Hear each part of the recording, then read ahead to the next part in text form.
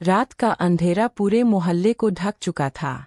एक हल्की ठंडी हवा चल रही थी और केवल दूर से गुजरती ऑटो की रोशनी रास्तों पर मंजर बनाती थी। नीना अपने कमरे में बैठी थी, लेकिन उसका मन कुछ ठीक नहीं लग रहा था। आज भी वह वही अजीब सी आवाज़ें सुन रही थी, हल्की हल्की कदमों की खनक, कभी कभी खिड़की पर दस्तक। उसने सोचा कि ये सब सिर्फ उसकी कल्पना है, लेकिन जब उसने घड़ी देखी, रात के 12 बज चुके थे।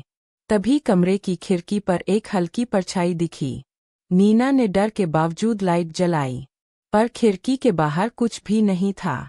अगले दिन नीना ने अपने पुराने कमरे की दराज में एक पुराना खत देखा।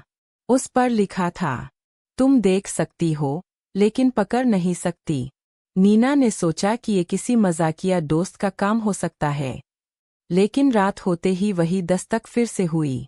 इस बार दरवाजे पर। नीना ने डरते हुए दरवाज़ा खोला, पर बाहर कोई नहीं था।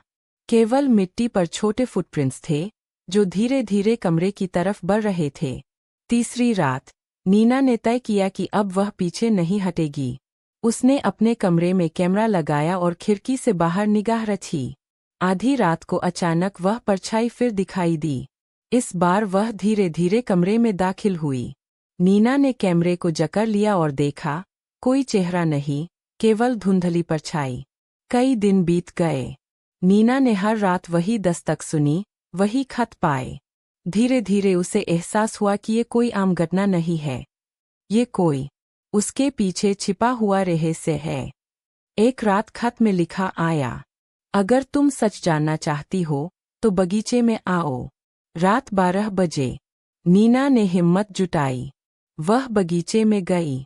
वहां उसे अजीब तरह की मिट्टी की आकृतियां दिखीं, जो सीधे उसके कमरे की तरफ जा रही थीं। उसने देखा कि फुटप्रिंट्स अचानक गायब हो गए, पर उसके पीछे हल्की फुसफुसाहट सुनाई दी, मैं हमेशा तुम्हारे साथ हूँ। अगली सुबह नीना का कमरा खाली था। किताबें, खत और सब चीजें गायब। लेकिन दीवार पर लिखा था, तुम देख सकती हो, लेकिन पकड़ नहीं सकती। और फिर नीना कभी भी पुराने घर में वापस नहीं आई।